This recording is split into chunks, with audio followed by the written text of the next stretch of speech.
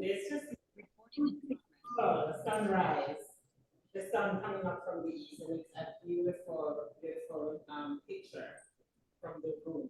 So welcome to online and those in the room.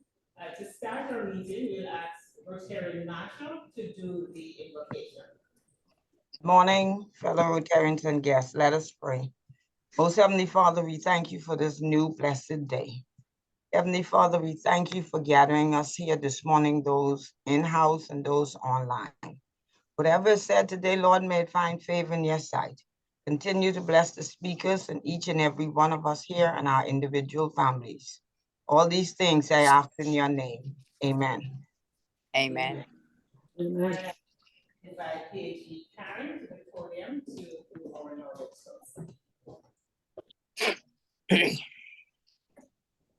Thank you, Madam President. Good morning, fellow Rotarians and guests. I invite you to raise your cups, mugs, or glasses to a toast to the Commonwealth of Bahamas. The Commonwealth of the Bahamas. And then to announce the raffle while you're at the podium. Okay, no problem. This morning our raffle prize is a $50 gas voucher. You know, we could all use a little bit in our tanks. So tickets are 1 for $5, 3 for $10. Please put your interest in the chat. Thanks a lot. Thank you, PhD Karen.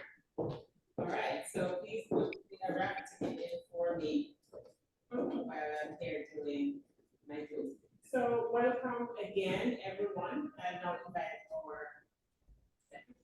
Secretary Duran. I know he's busy scanning the room, the online platform to see who is visiting. And so we start visiting Rotarians. He's a fairly new Rotarian. So PhD Reagan, I know you're visiting Rotarian, you may not know. So you can go ahead, unmute your mic and introduce yourself.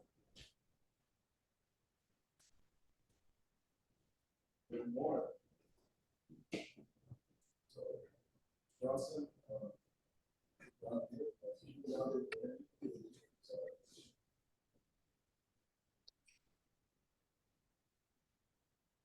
as well as her, I've seen we have a Raquel. It's a her. Yes, good morning. Good morning. But beyond that, I see no one else that is a yes. On Zoom, and then look at that.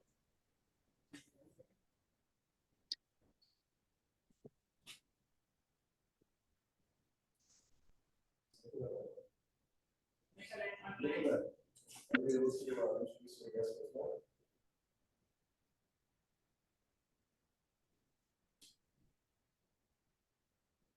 Are you guys hearing?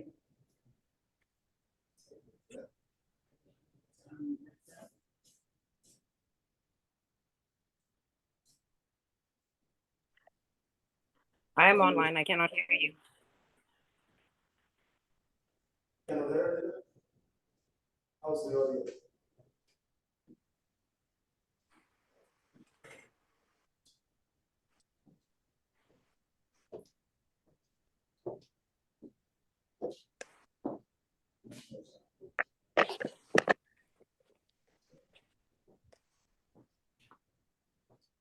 Okay, a quick sound check. Are you guys hearing us?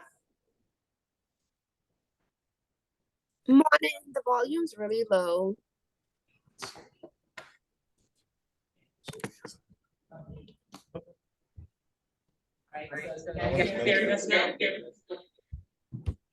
It's low. It's better, but it has feedback. Okay, how about now? It's good for me. Okay, awesome. So the secretary had asked PhD Brendan to introduce herself formally. From the Freeport, is it at Morning Club as well?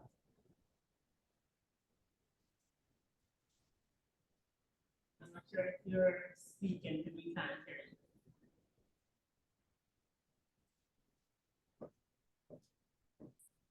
Is Nicolette on? Yes, I am. All right, so you can go ahead and introduce your guest. Okay, my guest is Mistress Rankin Johnson. She is a past assistant governor of South Florida and the Florida Keys from 2018 to 2019, and past president of the Rotary Club of Freeport, Grand Bahama from 2008 to 2009. Mistress Johnson is a barrister, attorney at law, fellow of the Chartered Institute of Arbitrators, negotiator and arbitrator, and a formerly Family Island Circuit Justice, and a former Deputy Chief Magistrate. She's joining in from Freeport, Grand Bahama. Please welcome her. Thank you very much. Thank you.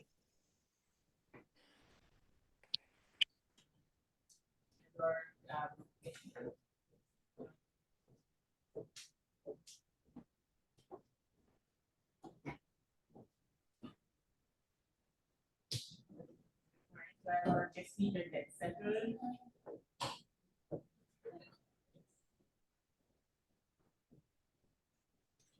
All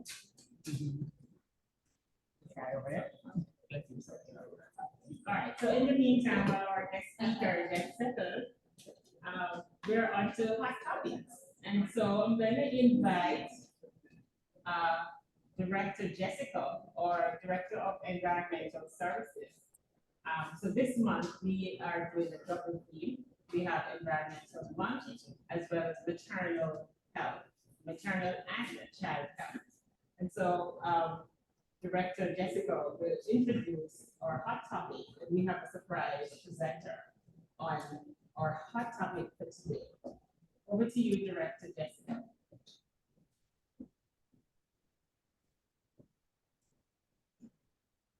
You're online.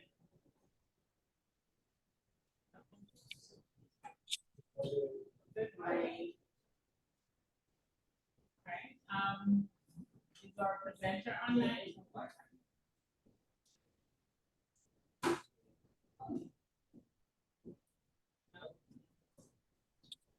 So, good morning. Is our staff online? We take our staff and then we'll come back to hot topics. All right, good morning, fellow Rotarians and guests. Hope everyone is doing well today. So in terms of the fines, it's gonna be pretty simple. Everyone whose birthday falls into the month of April will be fined $3. So all April birthdays will be fined $3. So I'll be checking with the secretary to confirm that. But in terms of the joke for today, I have a funny story. So just follow with me for a sec. All right, so a man walks into a bank in New York City and asks for the loan officer. The man says he's going to Europe on business for 2 weeks and needs to borrow $5,000. The loan officer says the bank will need some kind of security for such a loan. So the man hands over the keys and the documents of a new Ferrari parked on the street in front of the bank. Everything checks out and the bank agrees to accept the car as collateral for the loan. An employee drives the Ferrari into the bank's underground garage and parks it there. 2 weeks later, the man returns and repays the $5,000 plus interest, which is $15.41. The loan officer says, "We are very happy to have had your business, and this transaction has worked out very nicely. But we are a little puzzled. While you were away, we checked you out and found out that you are a rich man. You have a good-sized house in an upstate New York, a sizable equity portfolio, and no debt at all. We are curious as to why you would bother to borrow a measly $5,000. So the man replied and said, "Where else in New York City can I park my car for 2 weeks for $15?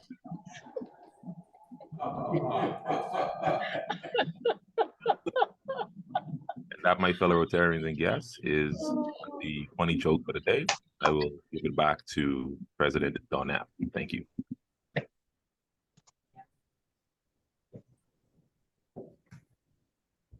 Okay, thank you, Sarge. I'm not sure how much you collected for fines, but I'm gonna have you round it off by putting $5 in the pity for not researching very funny jokes. You can Google very funny jokes. Back to our theme, our hot topic theme, and I'm going to invite Miss Neely to come forward. I'm not seeing Jessica. Is Jessica online? She has her bio, but I'll allow Miss Neely to introduce herself and quickly tell us what our carbon. Oh, she's skating into the room. So, all right. So give her Saj $10. Fine. What is it? From direct. Good morning, everyone. Good morning. Good morning, fellow vegetarians and guests. I have the pleasure this morning of introducing our guest speaker for hot topics in the recognition of Environmental Protection Month. Dr. Rihanna Neely is a passionate ambassador for a better tomorrow. For most of her life, she has been acquainted with service and academic excellence. At age 14, she became a scout leader and organized many events. Her tertiary academic career began at the College of the Bahamas, which continued at Florida A&M University, or FAMU, where she made history as the first student to complete a degree with a focus on environmental education at the Now School of Environment. She was among the first to be chosen as a Doris Duke Conservation Fellow and the Clinton Global Initiative Ambassador at FAMU. She led a technical team in drafting a suite of landmark legislation, environmental legislation, and then the creation of a post of Director of the Department of Environment, Planning and Protection, where she currently serves as the Director in the Ministry of Environment and Natural Resources. She's involved in several environmental advocacy groups and other activities. She believes that it is the responsibility of each generation to open doors for the next. She is married to Samuel Murphy, and they have two lovely children, Shannon and Ryan. Please help me welcome Dr. Rihanna Neely, who will raise the topic of carbon credits. Thank you. Good morning. Thank you. Right here. Sorry? Okay, so I'll just let you know. Thank you for having me this morning. It's been a while since I've been in the show. I was telling fellow Rotarian that I got engaged in this very corner a couple of years ago. But I'm thankful for the opportunity to be here this morning and to speak about carbon credits today. As Ms. Edwards just introduced, I'm the director of the Department of Environmental Planning and Protection in Nassau, and we are responsible for pretty much everything environmental in the arms. So environmental regulations, environmental conservation, environmental protection, climate change falls under our mandate, and carbon markets is within that mandate. We do share this mandate with the Office of the Prime Minister, as this carbon market is a financial mechanism. And the Prime Minister has chosen to be very involved in this process. So there's a brief overview about what carbon markets are. So the next slide. So carbon markets, they allow for the trade of carbon credits and for offsetting of carbon credits. I will get into the differentiation in a second. But carbon credits are essentially under a regulatory regime. So you're mandated to trade carbon, and offsets are more voluntary in nature. As I said, and so the basic unit equivalent is carbon dioxide equivalent. So 1 ton of carbon dioxide, we're trading in tons of carbon dioxide. And the average American, we tend to use Americans as a standard for what reason, I'm not sure, because Americans tend to use a whole lot more of most things. But the average American can use about 16 tons of carbon annually. So you just by driving around to the food store, making your regular runs and travel. So that gives you an idea of how much tons we're talking about if a single individual can use 16 tons of it a year. All right. So this is our trading unit. The next slide, please. Okay. So the main components like, as I said, there's a differentiation. Carbon credits fall under a regulatory regime, and the regime is usually a national or international body. You can do, some countries have a carbon credit regime, United States, Canada, Korea. So they have caps on what companies and individuals can carbon on an annual basis. We also see this on an international level. The Bahamas has been party to the Kyoto Protocol since its inception in 1997. And there was a mechanism called the Clean Development Mechanism that allowed for the trade of carbon on the Kyoto Protocol. Under the Paris Agreement in 2015, when the Paris Agreement came into effect, the Bahamas also signed on to that. This Clean Development Mechanism went away, and we are now bringing on stream something called Article 6 under the Paris Agreement that will allow for trading of carbon. So we are right now without an international mechanism for carbon trading, but voluntary markets still exist out there, and for us, the companies are still trading carbon. So the cap and trade, they are based on allowances that countries or businesses are given if it's a national cap and trade system. You can be given, for example, 200 tons of carbon to trade, just as a random number, per year.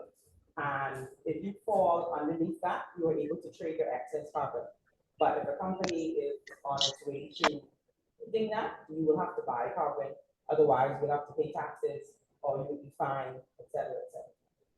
So excess credits can be traded with less successful companies. Don't go back. So to the offsets, again, this is a voluntary space. And it's usually internal policy driven. Individuals can also participate in carbon offsets. You can go on the internet and invest in companies that will allow you to purchase carbon offsets. And carbon offsets usually look like renewable energy investments, replanting of trees, carbon and methane sequestration or burning off of methane, things like that, things that won't have an impact on your actual lifestyle or the things that you're doing, but you are doing a bit more in the environment to offset what it is that you are doing. All right. So there are, we are still, let's go to the next slide. Carbon offsets tend to fall short of any kind of criteria or commitment that you want to be on a global scale. So right now, where we are in the international arena is taking a global stock take of our carbon emissions. This is to be done by November 2023. So when we go to the next climate change COP, the conference of the parties where all of the nations who have signed on to the Paris Agreement will meet and discuss how we're going to meet our goals for climate change.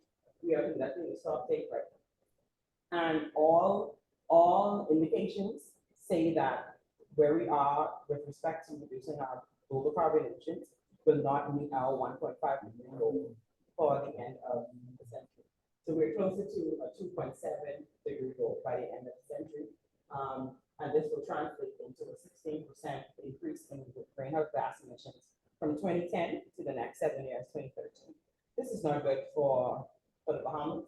This is not good for many countries like the Bahamas and even larger countries that are finding themselves having to adapt to the changes of climate change. And I think I have one more slide. Yes. So carbon markets, they are beneficial.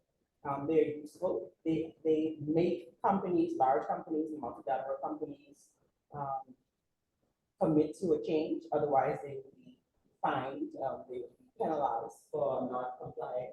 But there also needs to be a focus on the reduction of carbon dioxide emissions and greenhouse gas emissions on the whole into our environment, as well as climate change mitigation, which is reducing the impacts of climate change, and adaptation actions, which is, how do we accommodate for the changes that we are already experiencing and will not be able to actually mitigate this. So these things will help us. They have been helping us because we could have been emitting much more carbon dioxide into the environment, but we need to focus on other aspects as well. So those were my, it was in 5 minutes, that was 5 minutes. So are we taking questions? Okay.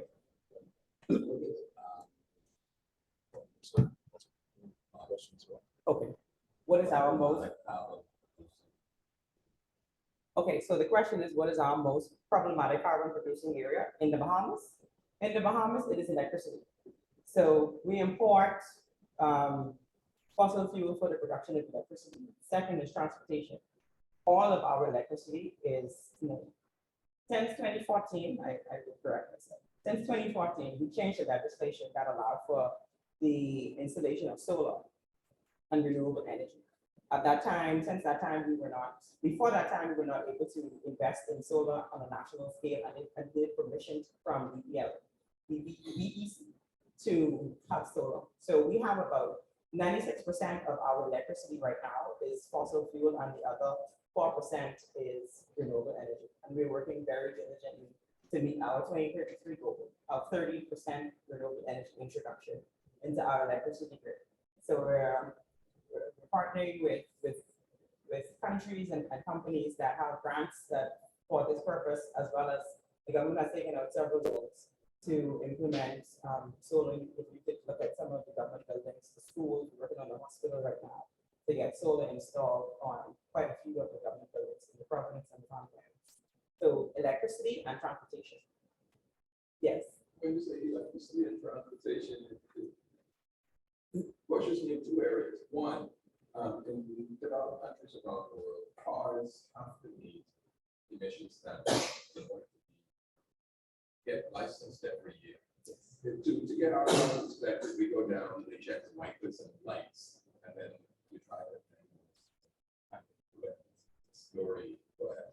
So emissions testing on vehicles on an annual basis, I believe, can reduce that. Will we be getting there? And then second, when you talk about renewable energy, why does it not make sense to encourage individuals to put solar panels on their rooftop and sell to the grid in the daytime when they're not? Reduce the need for BPL to buy generators and reduce. Okay, so the first question was on emissions testing. In 2016, I think yes, this was right before the election.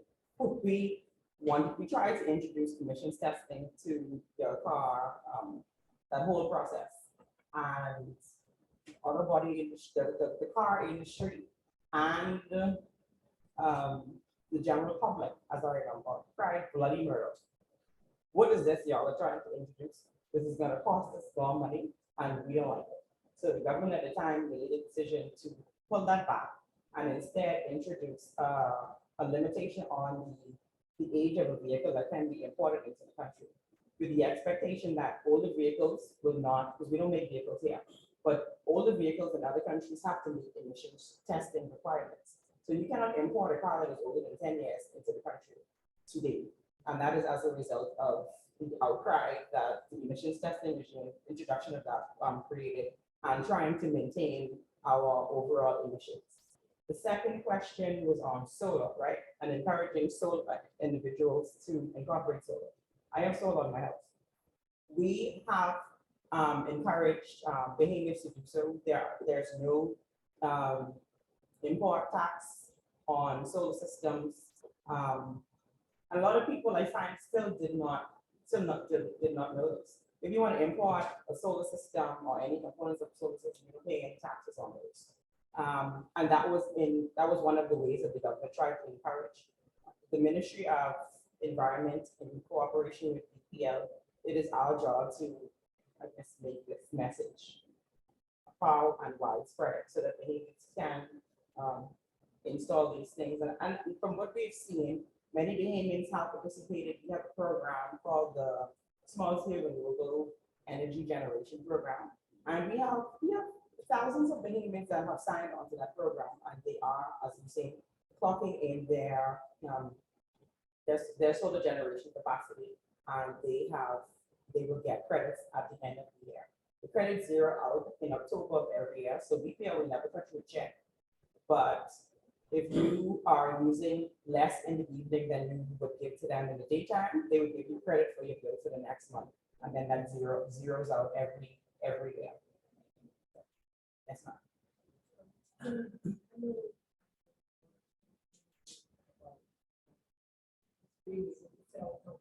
I'll repeat the question.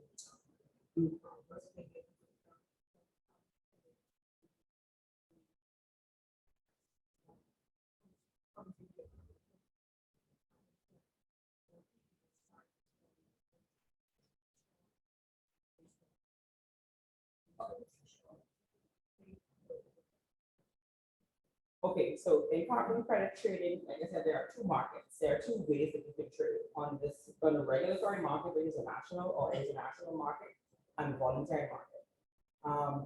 When we were negotiating the Paris Agreement, the Kyoto Protocol was coming to an end. Carbon per ton was selling at like $2 and $3. You don't want to participate in that kind of market. That doesn't make any sense. But the voluntary market, it's almost like going to the straw market. You are bartering for what the buyer would think is the value of the carbon, and they would sell you something. In the regulatory market, prices are set. Okay, and so what we are doing right now is waiting for the regulatory market to become up and running again under this Paris Agreement before we go in and actively start the trade. So we're doing assessments of where we are in country with what we, with our resources, with our seagrasses and the things that we know are storing carbon, to quantify what we have. And then we would be better able to go out and trade once this Article 6 market becomes available and open to countries to participate in. So there are countries, there are businesses that are trading in carbon because of the reasons that I identified. They're not so successful at reducing their overall emissions, so they now have to go and trade. So in those voluntary markets, you essentially have to get what they are willing to offer you. And that is very dependent. I don't know that bankers are in here. It's a you know, whatever I want to pay, what I think is the value, I'll pay you. And if you don't want it, then you don't have to sell it. So countries have, I think Belize is one. Belize started selling carbon for $4 a ton. The carbon has been up as high as $100 a ton in the early 2000s. So we are hoping that we get somewhere back to at least $40 or $60 a ton under the new regime, so that trading could make sense.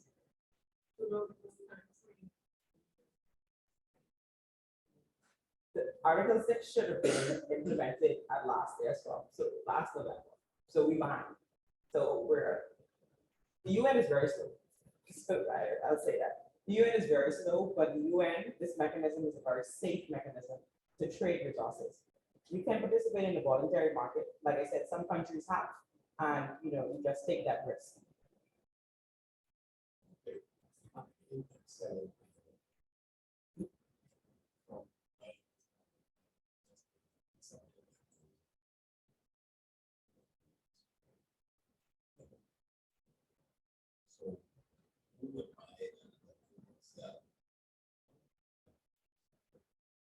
All right, so we are able to, we breathe carbon dioxide. Carbon dioxide is emitted when we turn on our cars. Carbon dioxide is emitted when we burn electricity, when we burn fossil fuel. Carbon dioxide is stored in the roots of trees. Carbon dioxide is stored in the ocean. So we are able to quantify based on respiratory action, based on industrial action, what a ton of carbon is.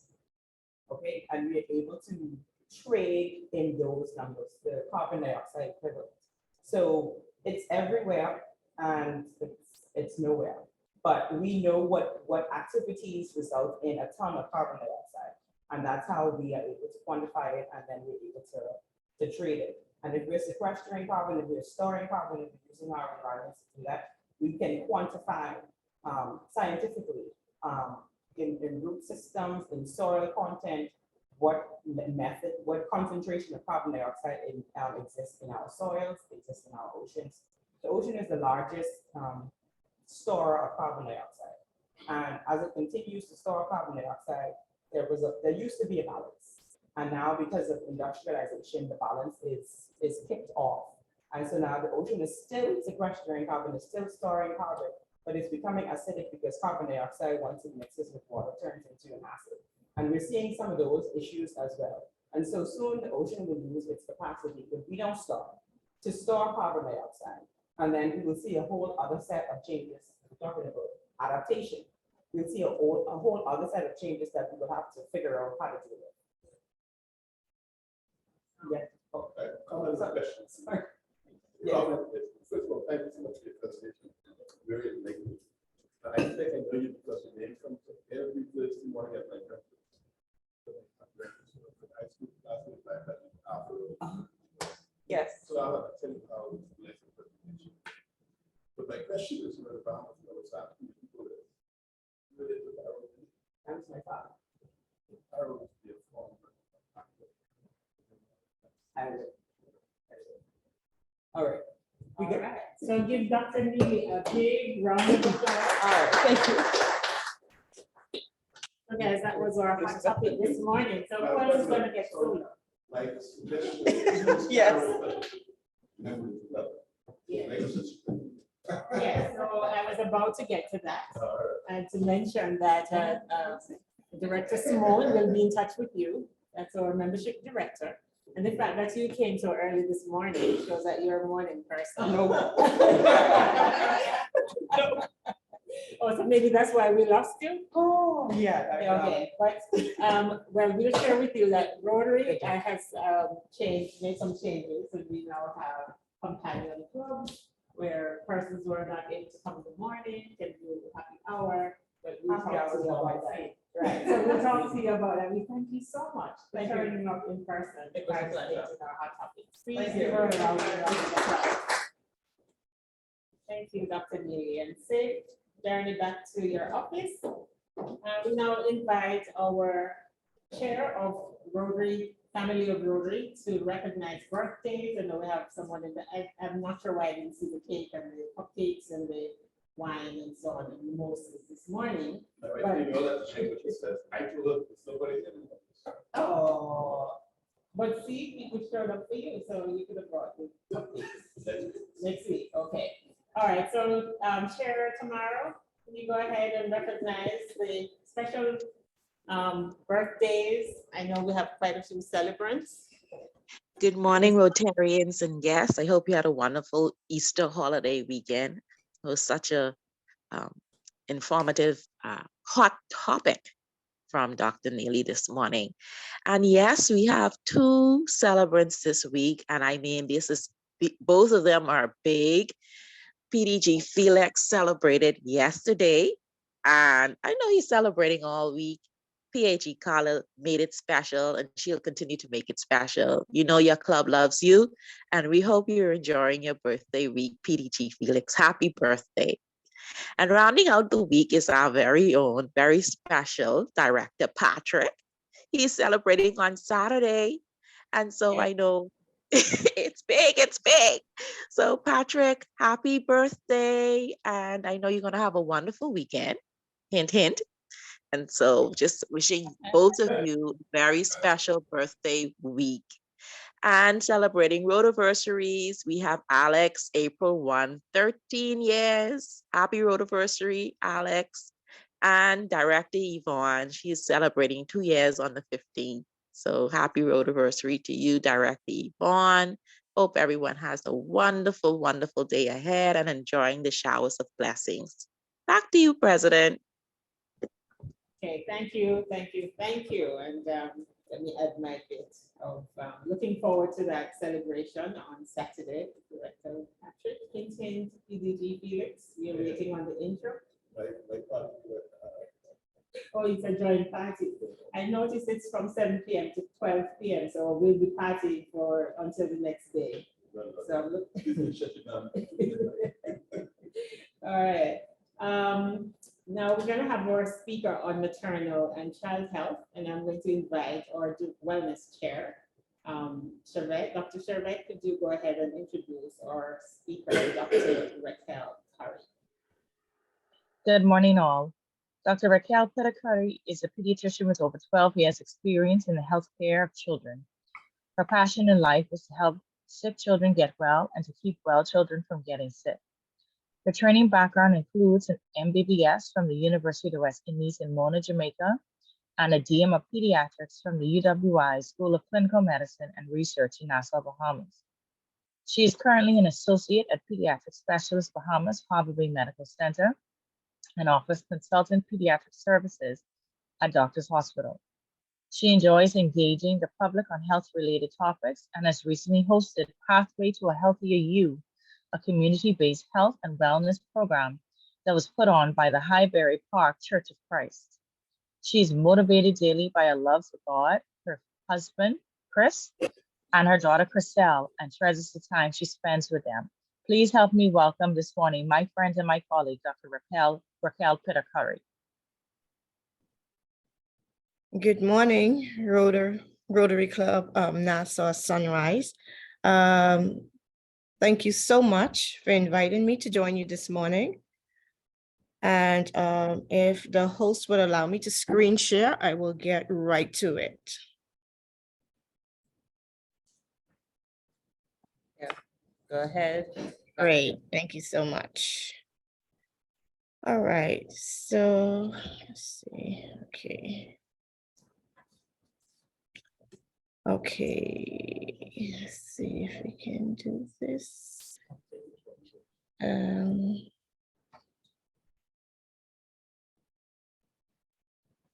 It's blocking. Let's see if we can move this. Sorry, I'm just trying to get to the camera. Okay, there we go. Let's see. Okay. All right, good morning all.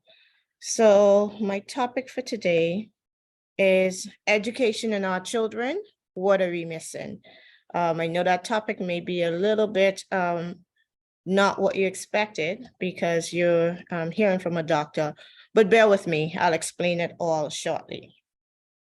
Now, as our children gear up for national examinations, students mostly in grade 12, but some in grade 11 for the BGC SCE, and students mostly in grade 9, but in grade 8 as well for the BJC. I want to reflect back to the past years and the headline that occurred following the release of the examination results. So most of us, we can recall in not too far distant future that we had headlines such as this: dismal exam results persist. And this was actually the headline in The Guardian for August 26, 2022, when the results of the national examinations came out. Now, when these results come out and we have headlines like this, we start a national debate, usually every year, trying to point fingers to say who's to blame. Is it the government? And no doubt they play a part. The union president, Belinda Wilson, shortly after that headline came out, went on and cited all of the ways the government has failed the education system and the children in general, including not investing enough in the classrooms or the resources for the teachers or giving teachers what they need. What about the teachers? A lot of the community members and the government as well point their fingers at the teachers, because despite most high school teachers needing a teaching certificate to teach, a lot of people feel that they're not qualified, and this is where our children are failing. The teachers don't have the interest, they don't have the drive, they're underpaid, they're overstaffed. So maybe if we get more teachers, then we would have better results. And then some point the fingers at the parents, because regardless of how high class or how A class your classrooms are, how well trained your teachers are, if there are no parental interest, then the students are not going to learn to the maximum of their ability. And then what about the students? We all know the old adage: you can lead a horse to water and you can't make them drink. So you can have the best classrooms, the most qualified teachers, the most well-invested parents, but if the students aren't interested, then they wouldn't learn. But maybe when we consider the future of our country, rather than pointing fingers at these groups, even though everybody plays a part in the education of the system, maybe a better question will be, what can we do at our level in our groupings to change the trajectory. Is there anything that we can do? So this is what I want to focus on today, what we can do in our circles, because we can't really wait on the government to change things, because government moves quite slowly. And hey, this is the future of our country we're talking about. We can't really blame the teachers, or I mean, they do share a part of the blame, but sitting down and blaming them is not going to improve anything. So I think the best way to handle this is to look at and see what we can do in our spaces and in our time to try to change the trajectory. So this is what this is going to be focused on. Now, let me start off by saying there's been a lot of emphasis in early childhood development and neuroscientific debate about the 1,000 days, the first 1,000 days of an individual's life. And this would include the time from conception all the way up to 2 years. For the most part, neuroscientists have agreed that these are the most critical time period for brain development. From the time an individual is conceived up to the time that they enter elementary school, most of their brain capacity has already developed. So by the time you're looking at the entrance into grade 1, if you have not focused on those early days, you've missed a lot. After birth and up to 2 years of age, babies form about 1,000 neural connections per second. So let me just say that we're born with billions of neurons. And at the time of birth, we're basically born with all of the neurons we're going to have. What is important is the connections that we form with these neurons. So you will see here, this picture right here on the left, it shows the amount of neurons you have. This here shows 2 years of age. So by 1 month, you started to form connections between these.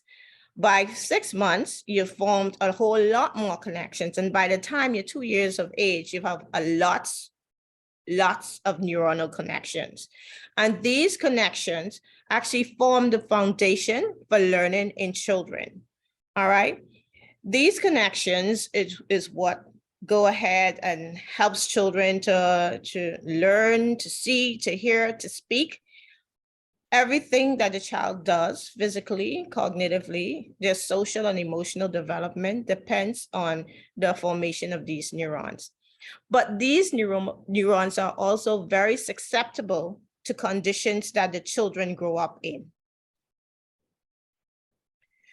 Neuroscientists have figured out that there are actually sensitive periods in early brain development, meaning that there are critical time periods where stimulation or exposure to external stimuli helps to form these development. For instance, with developing speech and language, a child needs to be exposed to hearing language in order to develop speech and language. So if you miss that boat, if you just realize when a child is 5 years of age that they can't hear, then you kind of miss the opportunity to maximize them being able to speak. And as a matter of fact, at 5 years of age, if they had not been speaking because they were not exposed to the language stimulation, they're not going to speak. All right. The same thing with social development, emotional development. If you miss those critical periods, you are less likely to be able to maximize their neuronal formation. For some areas, it's more difficult to promote these areas, but for some areas, they're lost forever, like in the example of speech. So if you miss those critical time periods, which happen from conception to the time the child enters schools, then you're already starting behind, which is what we've seen. Studies have shown that by the time children enter primary school, that there are already gaps in education, there are already gaps in cognitive ability. All right. What we realize is that 50% of these are genetic, which means that a child's potential is based on both genetic and their environment, stimulation. So for instance, if you have the genes to make you tall and confident, but you're not giving the nutrition, you're not going to maximize your height potential, all right? And 50% of it is environmental. And what they found is that children who come from well-to-do family, they're actually, at the time of school entry, they're actually performing better than children who come from less able family. And so what you have is that you already have these gaps of education based mostly on classes, because even if you have a tendency to have some neuronal disability, even if you invest in maximizing the interaction, you maximize that child's potential. But a lot of times, if children have a development delay that's genetic or that results from some insult that happened early on, either in pregnancy or shortly after delivery, a lot of times they're just left there. And so they never develop their potential. So these delays that we found, they actually persist and widen with age. So if you put a child in school and they're already behind, chances are they're going to stay behind. This slide I got from an online presentation for Partnership for America's Economic Success, where they were actually promoting investment in early childhood development. What they found is that kids who start behind stay behind. When they followed 50 children who had trouble reading in first grade, by the time those children reach fourth grade, 44 of them will still have trouble reading. And we know, particularly with our public school system, is not designed to try to get children to catch up. So if you start behind, the school system is not going to help you to catch up. All right. So what we see, and what is a reality for us, is that the children who start behind tend to lag behind. They actually get further behind, but we're still just putting them through the system. All right. And then by the time they reach grade 12 and we're looking at these results, we're acting shocked when we could have predicted this from the time the children enter, because we have not taken advantage of that early period where we can go ahead and maximize their development. It's also been found that children who enter school ill-prepared are more likely to, one, like I mentioned before, have poor academic performance, because that lag continues, that lag persists and sometimes widens. They're more likely to repeat grades, and they're more likely to drop out of school, because if you're doing something every day, but it's not really, you're going to school every day, but you're not really achieving in school, you're going to get the pressure from your parents to try to drop out of school, or you're going to become discouraged and you're going to want to drop out of school. All right, so what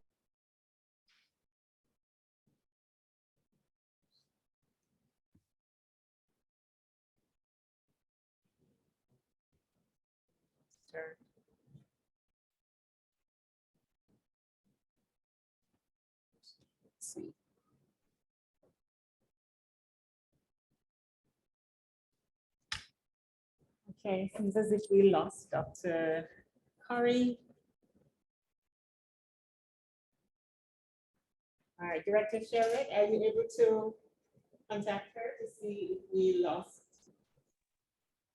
contact? Give me, okay, no problem, 1 second. All right, in the meantime, to use the time, are there any announcements? If you have an announcement, please open your mic if you're online. If you're in the room, please come forward quickly while we wait on our speaker to reconnect. You know, you're twitching. Fill the space. Yes. Good morning again, Rotarians and guests. Just a reminder for those who weren't at the meeting last week, online or in person, we are going full steam ahead with the old school dance, and that is going to be on June 10th, and it's going to be right here at Crypto Wild. And so look out for your tickets. We're really going to need your support in pushing these tickets, and we're counting on all Sunrisers to do their part. So please keep that in mind, and we want you to actively seek us out to pick up your tickets. We don't want to try and chase you down to get tickets. We're going to be counting on Rotarians to sell about 5 tickets, and if we do that, we'll have a great great success and a lot of fun. So thank you very much and looking for your support. Okay, thank you, PE. Dina, any other announcements online?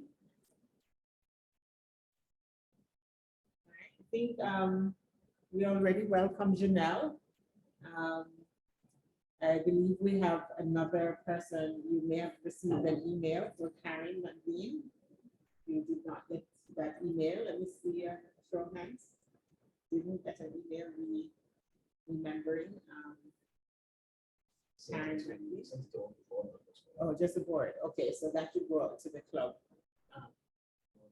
Okay, great. So you should be here. Secretary. Any other announcements? All right.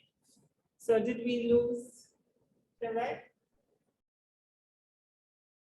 Did we get through to our speaker?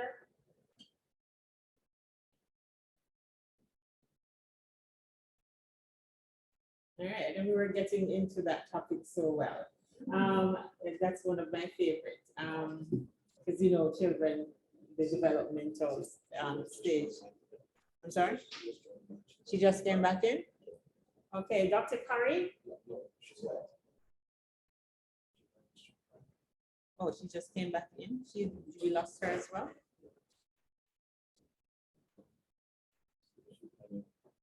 Charlotte? Charlotte? Hi, sorry, yes, I told her she got cut off, so I'm trying to see what her issue is on her end. Okay. All right, we have just 10 minutes, so.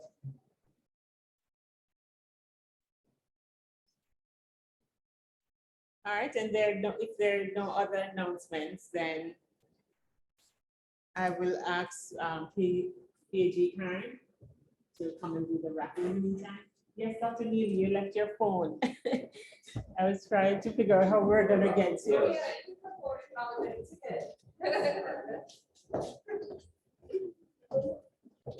I was like, by the time you get to the car, you have to figure it out. I'm on the Did you draw the same thing? I was 72, and then put your money in the full ticket. Well, any ticket like that. Do you always switch? Oh, no way. That is exactly.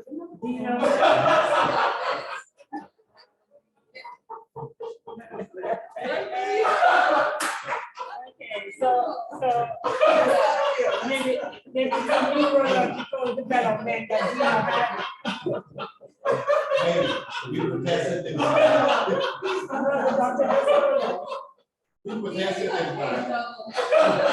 Or is that a manifestation of the spoken word? Yeah, we spoke it into being. Congratulations. I would love this one. I don't even know what it was. It was a gas voucher. Oh boy, congratulations.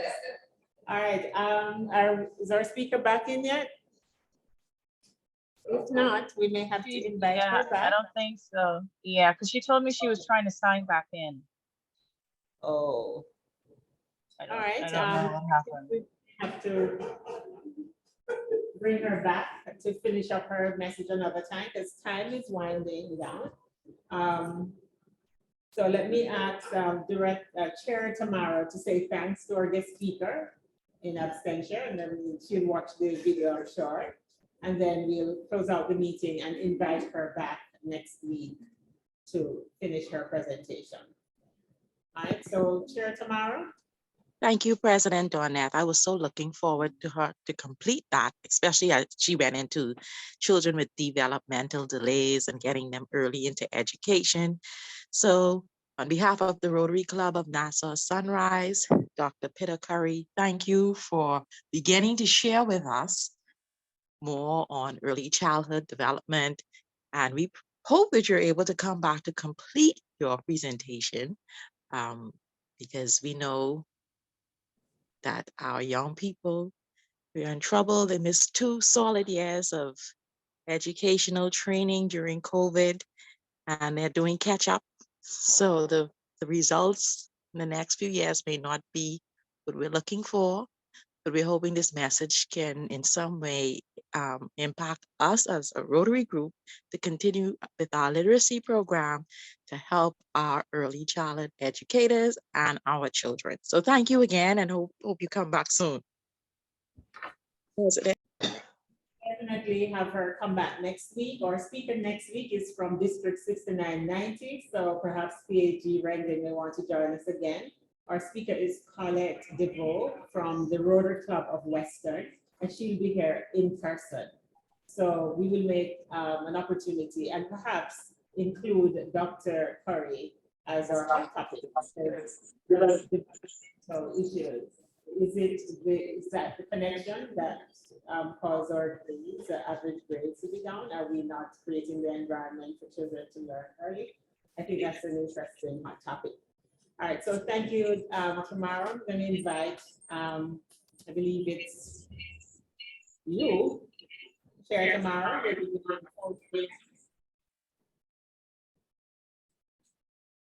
Can you go ahead and do the four-way test? Please stand in the room.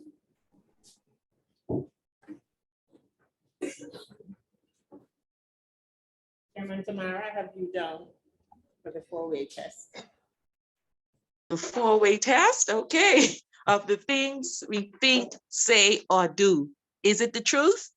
Is it the truth? Is it fair to all concerned?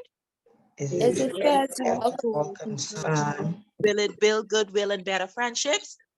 Will it Build good And better friendships. be beneficial to all concerned? Will it be beneficial to all concerned? Thank you, President. No, for the final toast. I'd like to invite you all to raise your mugs, your glasses with me as we toast Rotary around the world. Rotary around the world. Thank you, and thanks everyone for coming this morning. Thank you to our visitors, those who are online and in the room. Thank you. Thank you, Rotary Club of Old Fort, for visiting. You can stay behind for a brief fellowship. Thank you very much. Have a wonderful day, everyone.